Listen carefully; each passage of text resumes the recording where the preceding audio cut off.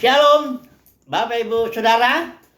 Kita meneruskan studi kita kristalisasi masih kitab 1 Samuel, dan kita akan belajar tentang pengurapan anointing atau olesan minyak itu, yang merupakan simbol daripada Roh Kudus tentunya, yang bekerja di dalam Daud, ya. Karena yang bekerja dalam Saul itu sudah tidak bekerja lagi, ya, sudah pindah. Kalau dibilang di sini dikatakan ayat 14 pasal 16, tetapi Roh Tuhan telah mundur daripada Saul, dan sekarang ia diganggu oleh roh jahat yang daripada Tuhan. Ini roh jahat yang daripada Tuhan. Ini artinya Tuhanlah yang mengizinkan atau berinisiatif untuk membiarkan roh jahat bekerja, ya, untuk mengganggu Saul, ya. Nah, sementara Daud kita tahu sudah diurapi di depan saudara-saudaranya itu waktu itu Samuel dengan tabung tanduknya itu berisi minyak, menuangkannya ke atas kepala Daud. Dan sejak saat itu kan dikatakan begini ya, 13 pasal 16, Samuel mengambil tabung tanduk yang berisi minyak itu dan mengurapi Daud di tengah saudara-saudaranya. Sejak hari itu dan seterusnya berkuasalah roh Tuhan atas Daud, ya, berkuasa roh Tuhan atas Daud. Kita akan belajar hari ini apa efek daripada roh Tuhan yang berkuasa atas Daud, atau penyertaan Tuhan dikatakan di sini juga, atau pengurapan yang bekerja itu apa efeknya, ya, terhadap Daud. Nanti kita lihat, ya, roh Tuhan yang bekerja dalam konteks Perjanjian Lama dengan roh Tuhan yang bekerja nanti dalam konteks Perjanjian Baru, karena itu ada perbedaannya. Nah, mari kita melihat yang pertama, bahwa Daud ketika Saul nanti dia diganggu oleh roh jahat yang diutus Tuhan untuk mengganggu mengganggu Saul ini, maka Daud nanti main kecapi, ya, di pasal 16 itu. Nanti dia setiap kali ayat 23 ini, ya, setiap kali apabila roh itu datang hingga pada Saul, maka Daud mengambil kecapi dan memainkannya. Saul merasa lega dan nyaman, dan roh yang jahat itu undur daripadanya. Jadi permainan kecapi Daud bisa mengusir, katakanlah itu, atau meredam pekerjaan setan dalam diri Saul itu, atau mengusir roh jahat lah, itu gampangnya, ya. Karena itu bukan karena petikannya Daud, ya. Banyak orang di Israel juga bisa main kecapi, itu memang alat musik yang biasa dipakai. Tapi ini Daud karena sudah diurapi dan Tuhan menyertai Daud, itu makanya ketika dia main musiknya itu roh Tuhan mengalir melalui musiknya atau permainan kecapi Daud, sehingga roh jahat dari Saul itu pergi dan Saul merasa lega. Ini efeknya daripada pengurapan itu yang pertama atas Daud itu, ya. Dan Daud dikatakan di sini menjadi pelayan Saul, ya. Jadi pengurapan itu membuat Daud disertai Tuhan, disertai kuasa Tuhan, dan karenanya permainan kecapinya bisa membuat roh jahat, mengusir roh jahat, ya, dari Saul. Itu satu, ya. Yang berikut, ini kita nggak bahas dulu tentang Goliat, tapi ini setelah Daud menjadi pelayannya Saul, ya, dengan hanya main-main kecapi begitu. Yang berikut, pengurapan ini menyebabkan Daud menjadi prajurit lah, katakan dia sudah mengalahkan Goliat. Nah, di pasal 18 ayat 5 dikatakan di situ, Dan Daud maju berperang dan selalu berhasil. Kemana juga Saul menyuruhnya, sehingga Saul mengangkat dia mengepalai para prajurit. Ya, jadi pengurapan atas Daud itu menyebabkan Daud berhasil terus kemanapun Saul menyuruh dia berperang. Ya, sekali lagi bukan karena kekuatan jasmani Daud ya, karena nanti kita bahas secara khusus itu dengan Goliat. Itu Daud nggak pakai senjata-senjata yang normal harusnya kalau orang berperang. Daud bawa tongkat, bawa batu ada 5 itu pakai ketapel itu jepretan itu. Nah itu kan kekuatan Tuhan itu, masa orang diceplet begitu kena ke dahinya terus bisa terbenam batunya itu masuk ke dalam dahinya si Goliat, jadi jatuh Goliat kan. Dan itu bukan karena kuasa manusia itu. Jadi itu karena pengurapan.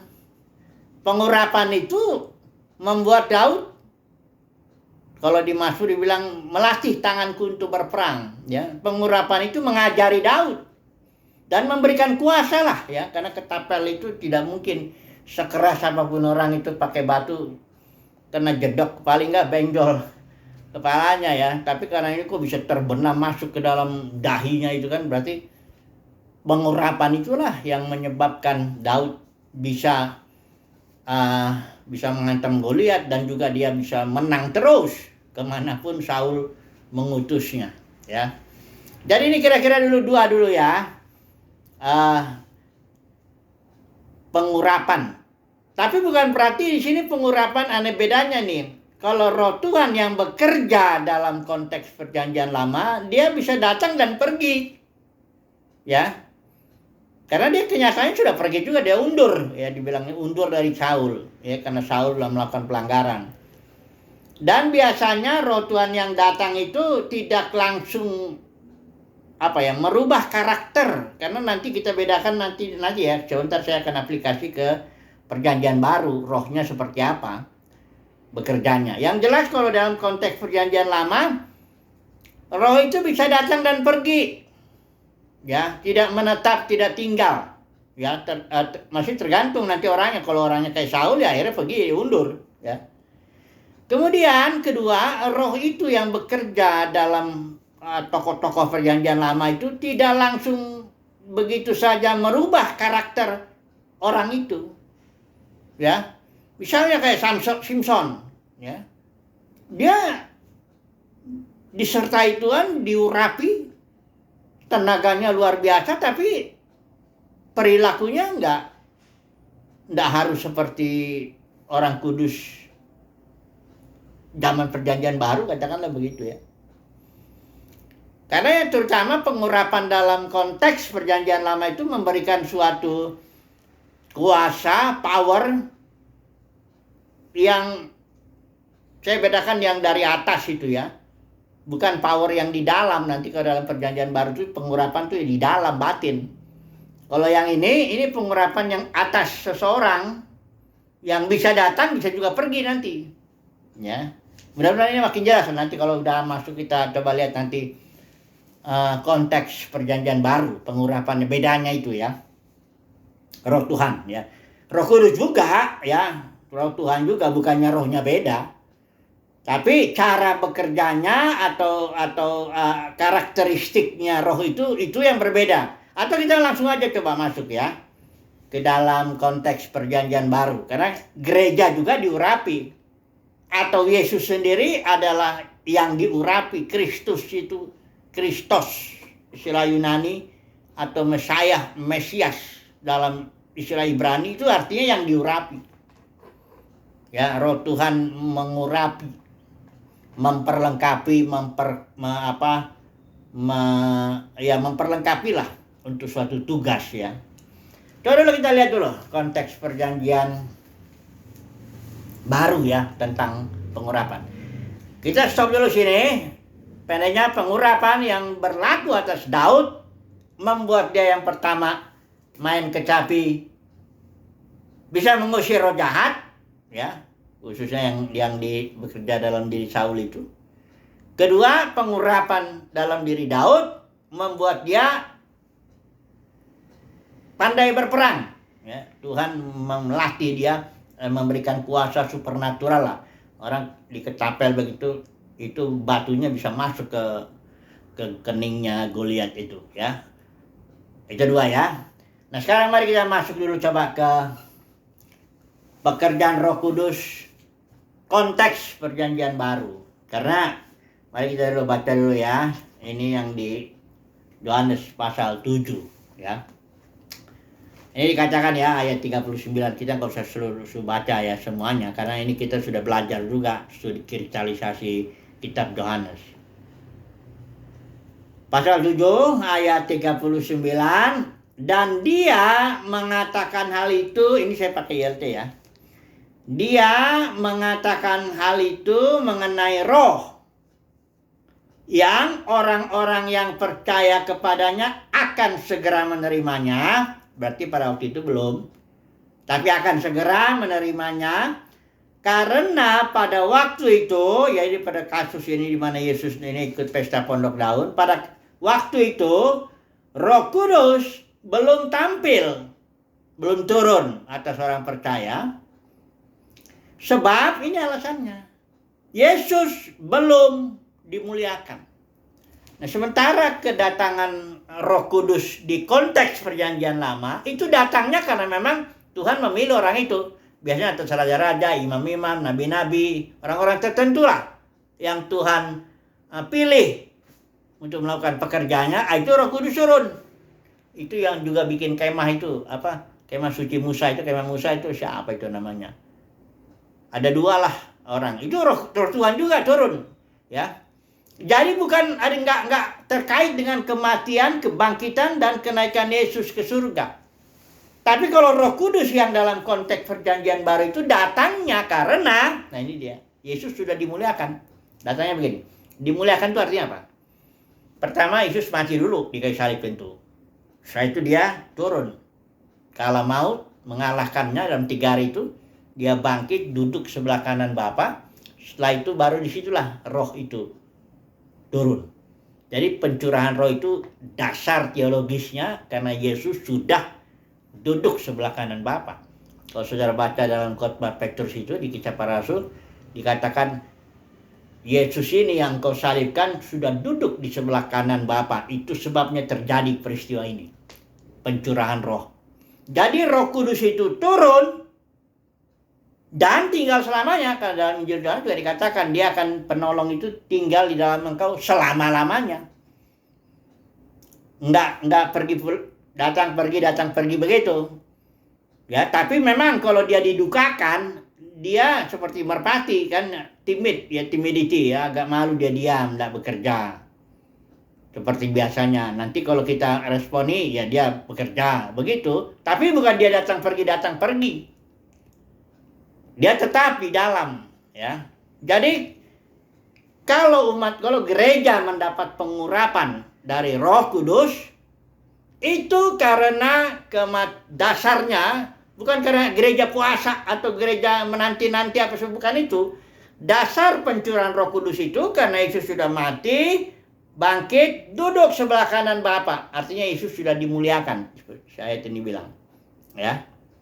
Ketika Yesus dimuliakan, datanglah Roh Kudus itu. Sama seperti Yusuf ya, simbol ya.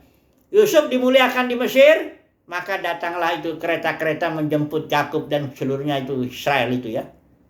Itu kereta-kereta itu seperti Roh Kudus lah, diutus karena Yusuf sudah ditinggikan, kayak gitulah.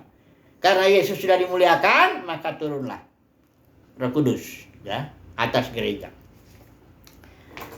Itu yang pertama harus kita pahami. Yang kedua yang dalam konteks perjanjian baru mengenai Roh Kudus ini, bahwa Roh Kudus dalam perjanjian baru dia sifatnya memberikan hayat. Dalam surat Roma kita nggak usah baca itu, udah kita pernah bahas itu ya.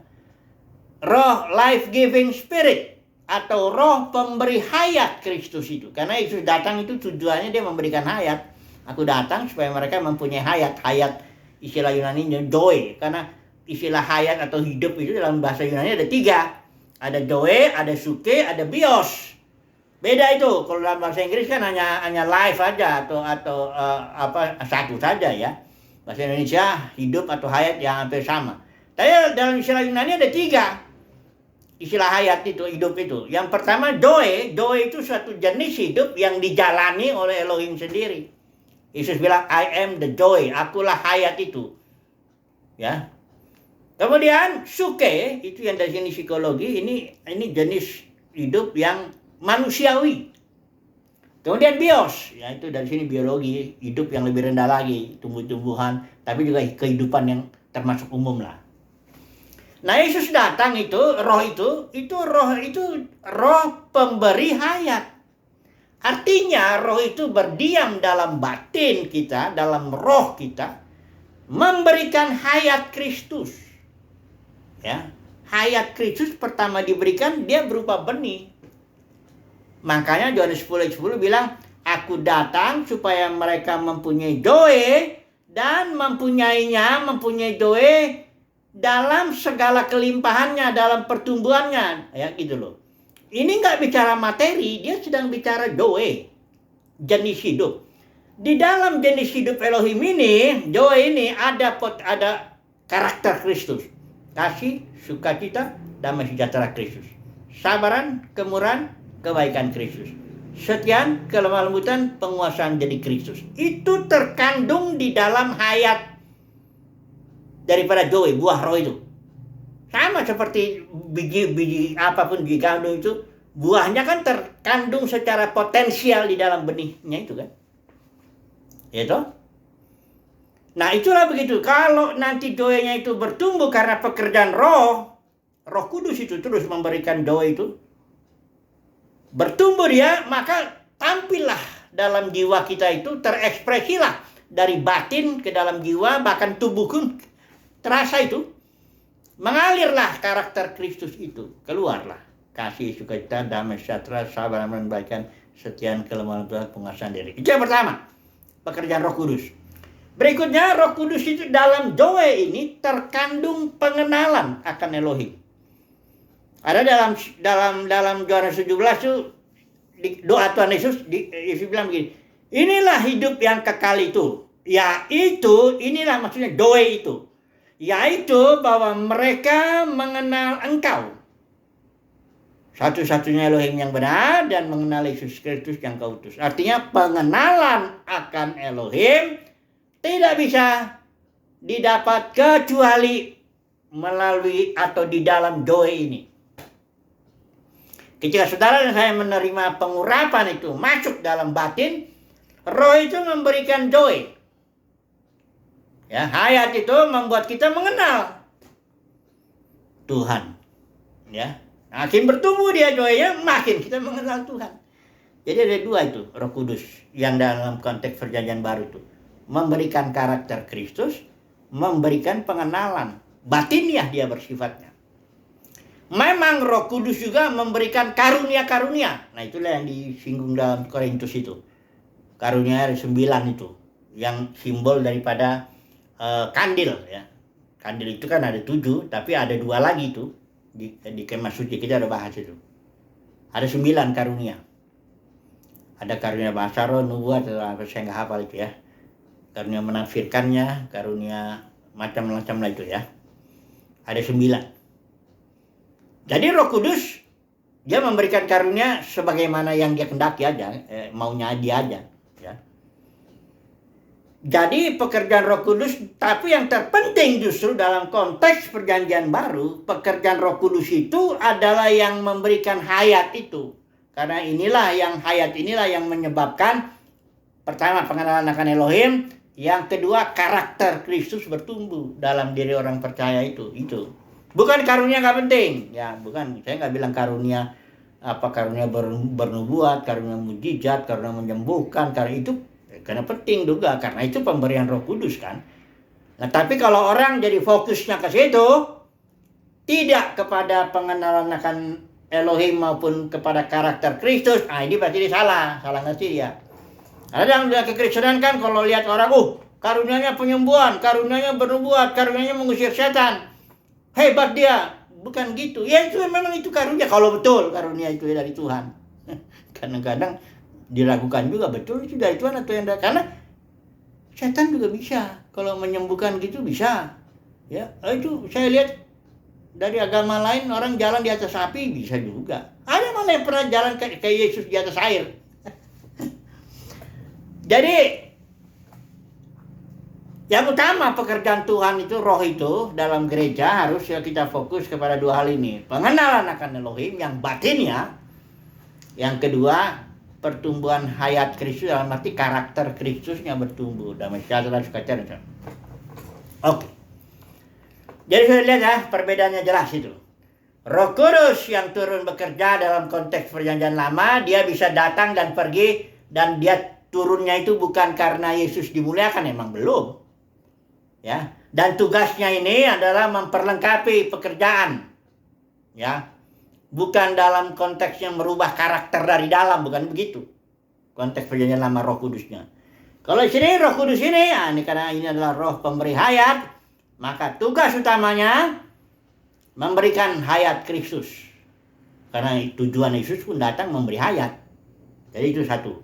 Kedua, memberikan pengenalan akan Elohim. Baru yang ketiga, memberikan karunia-karunia juga ya untuk pelayanan. Ya. Nah, sekarang saya mau masuk lagi lebih dalam lagi ya pekerjaan Roh Kudus di sini. Bahwa setiap orang anggota gereja yang benar ya, yang udah lahir baru ya ini ya. Jangan yang hanya ngaku Kristen KTP tapi belum lahir baru gitu. Jangan begitu. Maksudnya yang ini ya, yang kita bicarakan yang sudah mendapat doe. Lahir baru itu mendapat hayat. Kalau bayi itu lahir ke dunia ini artinya apa? Artinya dia mendapat hayat dari bapak ibunya itu. Ya. Begitu kan maksudnya ini lahir baru atau lahir dari atas ya, karena dianggap roh itu dari atas memberikan hayat. Kita bicara yang udah lahir baru lah ya. Nah, roh yang sudah roh dalam konteks perjanjian baru itu ada di dalam batin kita, suatu pengurapan di dalam, dan itu akan mengajari kita segala sesuatu. Nah, ini saya baca dulu ya. Atau mengajari dulu lah ya. Atau ini dulu aja, air hidup ya. Tunggu dulu ini jadi sungai dari dalam batin kita, roh itu ya. Coba dulu ya. Ayat 37 Yohanes ini dulu masih kita baca di Yohanes pasal 7 ya. Pada hari terakhir dalam megahnya panen itu, Yesus berdiri dan berseru sambil berkata, "Jika seseorang merasa haus, biarlah dia datang kepadaku dan minum. Siapa yang percaya kepadaku, sebagaimana yang telah kitab suci katakan, dari lubuk hatinya sungai-sungai akan mengalirkan air yang hidup." Ayat 39, dan dia mengatakan hal itu mengenai roh yang orang-orang yang percaya kepadanya akan segera menerimanya. Jadi Roh Kudus yang kita terima itu, pengurapan dalam batin kita itu seperti dikatakan di sini sungai air hidup. Atau lebih tepat saya berkatakan sumber air hidup itu di dalam batin kita ada. Kalau saudara dan saya sedang kesepian, misalnya kita butuh penghiburan, jangan cari di luar sana. Ya, di dalam ini ada sumber penghiburan, air kehidupan. Kalau sedang merasa kayaknya aku ini butuh kasih, sukacita, damai sejahtera, jangan cari di luar. Di dalam sini ada. Tinggal kita belajar menggalinya aja. Datang kepada Tuhan menggali sumber hayat atau sumber air hidup di dalam batin. Ibadah juga bukan di gunung ini, gunung itu, kata Yesus itu. Ibadah itu dalam roh, dalam batin, dalam pengurapan itu. Ya nanti saya mau bicara dulu ini, karena gereja itu sudah pecah, ya, nanti saya bicara. Tapi saya mau tekankan dulu, kita paham dulu bahwa Roh Kudus yang bekerja dalam konteks perjanjian lama, yang bekerja dalam Daud itu, dan tokoh-tokoh perjanjian lama itu nggak sama dengan Roh Kudus yang, bukan rohnya yang beda. Fungsinya yang beda, karena roh yang di sini turun dasarnya kematian, kebangkitan, kenaikan Yesus. Dia turun Roh Kudus di sini. Ya, fungsinya udah jelas tadi ya. Berikut ya, habis ini Roh Kudus itu sumber hayat, sumber air hidup. Kemudian dalam Yohanes 1 Yohanes itu dibilang pengurapan itu atau roh di dalam batin itu akan menjadi guru, mengajari kita segala sesuatu. Nah, ini saya baca dulu ya, 1 Yohanes 2 di sini ayat 20 ya, dan kamu memiliki urapan dari Yang Kudus, dan dikatakan di sini kamu telah mengetahui segala sesuatu. Baru kemudian dan yang di ayat yang 27, dan kamu urapan yang telah kamu terima dari Dia tetap tinggal di dalam kamu. Itu saya bilang, yang dia nggak naik turun pergi lagi kadang datang dan nggak gitu. Tetap tinggal di dalam kamu, dan kamu tidak mempunyai kebutuhan agar seseorang dapat mengajari kamu. Sebaliknya, sebagaimana urapan yang sama sedang mengajari kamu tentang segala sesuatu. Ya, jadi urapan itulah yang mengajari segala sesuatu, dan itu adalah benar, bukanlah dusta. Jadi ada dua itu ya, pengurapan dalam batin itu. Pertama, pengurapan dalam batin itu seperti sumber air kehidupan. Butuh apa juga, saudaraku, di sini. Ya, sumbernya. Kedua, pengurapan dalam batin itu akan menjadi guru, mengajari kita segala sesuatu. Bukan cuma 1-2 hal. Segala sesuatu yang terkait dengan kehidupan ini itu di sini gurunya. Ya. Oke, sekarang saya mulai mau aplikasi. Karena ada banyak ini para pemimpin agama ini senang dia membuat umat Tuhan itu tidak fokus ke dalam batinnya. Jadi umat Tuhan fokus kepada gedung denominasi itu. Karena di sana katanya ada pengajaran yang hebat dan apa sebagainya dan macam-macam lah. Umat Tuhan jadi ibadahnya nggak dalam batinnya, dalam roh dan kebenaran seperti yang Yesus itu, tapi ditarik keluar ibadah itu mestinya di situ. Gedung ini, gedung itu, ya harus bayar perpuluhan ini, bayar itu dan sebagainya. Jadi begitu. Itu suatu penyimpangan, suatu penyesatan. Yang nggak salah sebenarnya ketemu. 2-3 orang berkumpul, kita mau ketemu, memuji menyembah Tuhan, mau di kafe kek, mau di lapangan kek, mau di mana kek, namanya bertemu, atau kita khususkan suatu tempat, kita mau memuji Tuhan, nggak salah. Tapi salah kalau mengatakan kepada umat Tuhan, kalau engkau mau ibadah di sini, begini caranya. Nah ini. Nggak diajarin bahwa ibadah di dalam batinmu itu ada roh, ada pengurapan. Itu akan mengajari engkau segala sesuatu. Dan itu juga menjadi sumber air hidup. Engkau mau butuh apa, ada di situ. Ini pemimpin agama ini nggak mau ngomong begitu. Karena kalau dia ngomong begitu, ntar orang itu nggak mau datang lagi sama dia. Ya, saya udah punya di sini Roh Kudus.